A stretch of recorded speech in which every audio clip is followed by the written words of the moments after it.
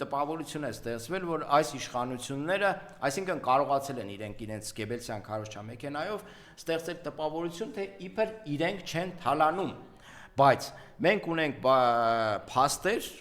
որոնք խոսում են ուղիղ հակառակի մասին։ Նիկոլ Փաշինյանը հայտարարում է, որ իրենք վերացրել են համակարգային կոռուպցիան։ Համակարգային կոռուպցիայի վերացման մասին խոսելը մեղմ ասած շատ շուտ է, քանի որ դրա առկայության մասին արձանագրում են նաև իրենց սիրելի միջազգային կազմակերպությունները, օրինակ Transparency International, էլի կան մնացածներ, հիմա Greco-ն, եթե չեմ սխալվում,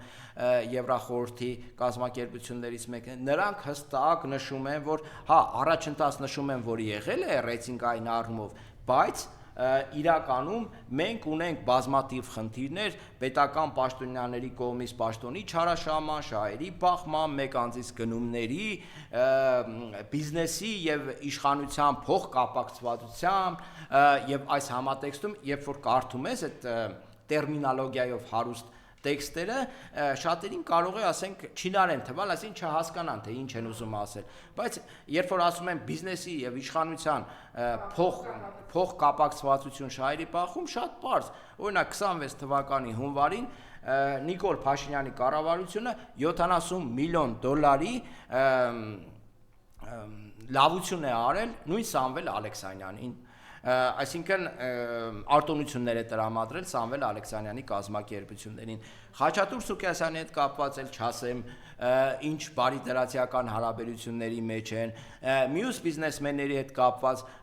գրեթե նույն վիճակն են հայտնի աչքի ընկնող, որ նախկինների ժամանակ Նիկոլ Փաշինյանը օրը մեկ մի հատ հոդված էր գրում պախարակող, հիմա իրենց մասին չի գրում,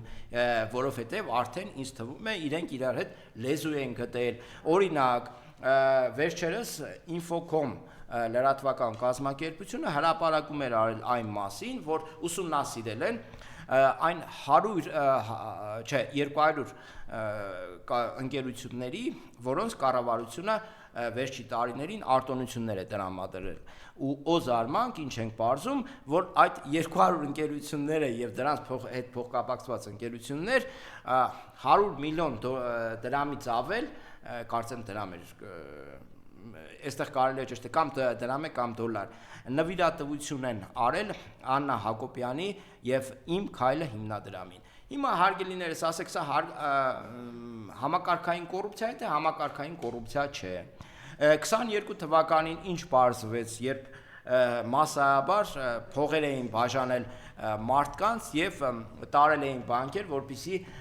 փոխանցում անեն Իմ քայլը հիմնադրամին, հետո այդ մարդկանց հետ խոսացնում ես, ասում ես, քեզ որտեղից մի միլիոն գործազուրկ, ասենք, ոչ մի շահույթ չունի, ասում ես, չգիտեմ, որ Իմ քայլը հիմնադրամ, փողը տվել են, տարել դրել ենք այնտեղ։ Հիմա սա քաղաքական կոռուպցիա է, Նիկոլ Փաշինյան, թե չէ, համակարգային կոռուպցիա է, թե չէ, ձեր պարգևավճարներին չեմ անդրադառնում, որովհետև հասկանում եք, երբ խոսում ենք, որ դուք միլիոնավոր դրամների, դոլար, դա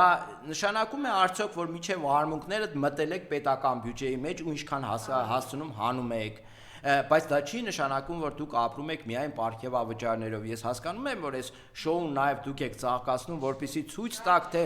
իբր ապրում եք այդ պարգևավճարներով, բայց բոլորս էլ գիտենք, որ դուք հեռու եք պարգևավճարներով ապրելու այդ հանգամանքից, որովհետև նույն Աննա Հակոբյանը, որը հանդիսանում է քո կինը կամ չգիտեմ ով էլի, ասենք, մի խոսքով, քո երեխաների մայրը, Աննա Հակոբյանի զարդերը մի օր կրած, 8 միլիոն դրամից ավել են, 8.5 միլիոն, դա մոտավորապես $20,000 ավել գումար է կազմում, չէ, մեկ օրվա կրած, այսինքն մեկ օր, այսինքն դրանից առաջ էլ հայտներ չէ, ասենք թանկարժեք, չգիտեմ, շորերով եւ այլն, ինձ բացատրեք, հա, այդ պարգևավճարներով եք այդ գումար զարդերը ձեռք բերել, թե այլ ճանապարհներով, ինչ է աշխատում Աննա Հակոբյանը, որտեղից են այդ գումարները գոյանում, արդյոք այստեղ այդ նվիրատվությունները, որ արվել են Աննա Հակոբյանի հիմնադրամին, կապ ունեն այդ զարդերի հետ, այսինքն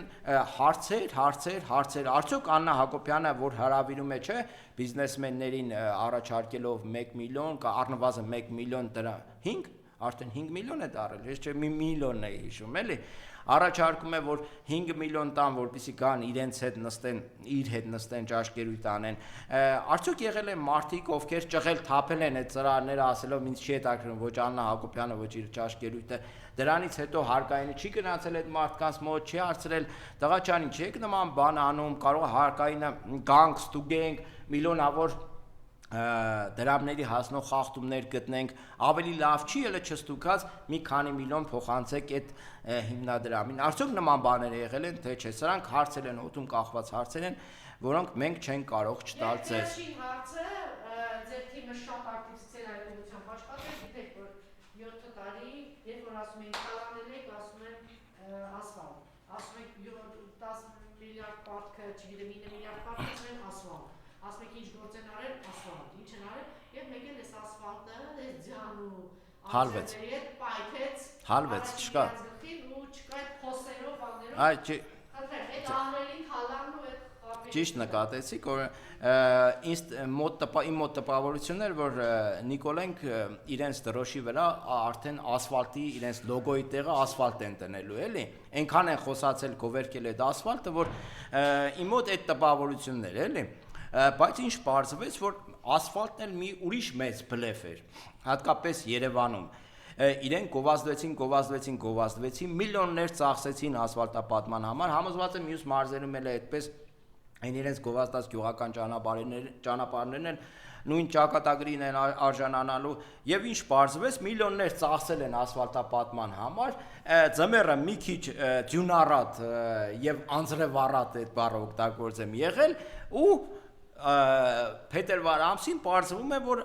Երևանի ասֆալտը կենտրոնից բռնած վերջացրած ծայրամասերով հալվեց այդ ձյան հետ սա նշանակում է ինչ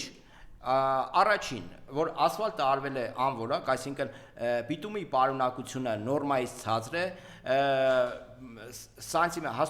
հաստությունը նորմայից ցածր է, ջրահեռացման համակարգի վրա ուշադրություն չի դարձվել, ջուրը կուտակվել եւ այդ ամեն ինչը զրոյացրել է, այսինքն պայթեցրել է։ Հիմա դա կարող է լինել միլիոնավոր դոլարների հասնող ատկատների հասնող կոռուպցիոն ռիսկերի հետ կապված, այսինքն այդ բիտումի պարունակությունը քիչ են արել, որ ավելի շատ փող հետ գցեն, ասֆալտը 1 սանտիմետր օրինակ ասեն քիչ են արել, որպեսզի ավելի շատ փող հետ գցեն, թե տարական իրենց բնորոշ նաև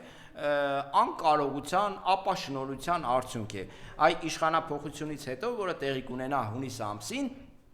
օրինակ Ավինյան Տիգրանը կկանգնի դատարանի առջև եւ կպատմի, թե ինչու 26 թվականի փետրվար ամսին հալվեց Երևանի այն ասֆալտը, որի վրա ծախսվել էր միլիոնավոր դոլարներ։ Բա հալվել է։ Կենտրոնից սկսած։ Չէ, ես Երևանն եմ ասում, որովհետև Երևանը ասֆալտապատման էտալոն էր հանդիսանում, չէ։ Ես համոզված եմ նոյեմբերին կատարված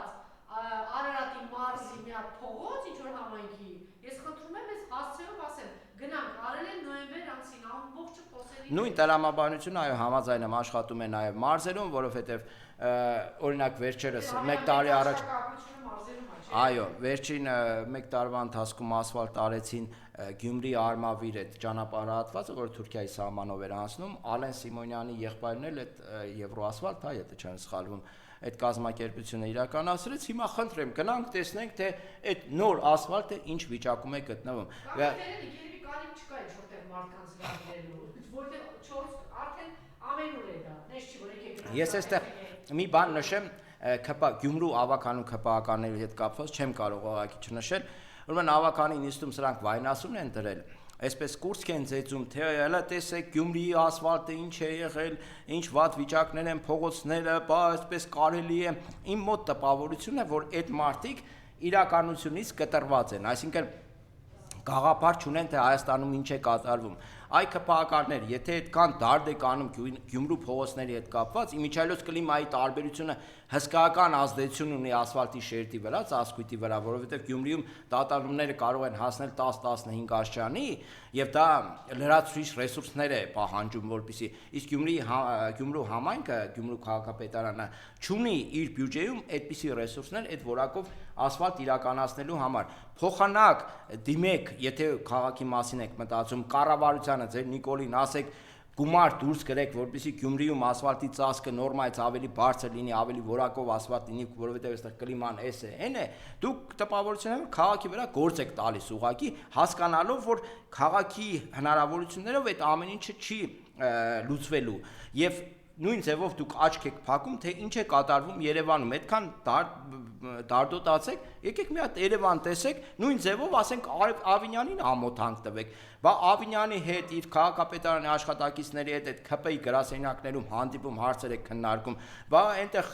ավականի անուններ չեմ ուզում տալ, բա մի հատ Ավինյանին ասեք, այ Ավինյան, էս ինչ վիճակ է, կես մետրանոց փոսեր են, մեքենան ընկնի, կեսը կմնա,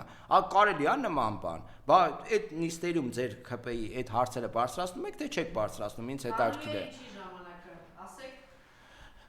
Գալու է փոփոխությունների ժամանակը կամ արդեն եկել է փոփոխությունների ժամանակը, որովհետև մարդկանց հասարակական գիտակցության մտածողության մեջ հստակ փոփոխություն է տեղի ունենալու եւ դրա վերջնարդյունքը մենք տեսնելու ենք հունիս ամսին, հունիսի 7-ին, հունիսի 8-ին մենք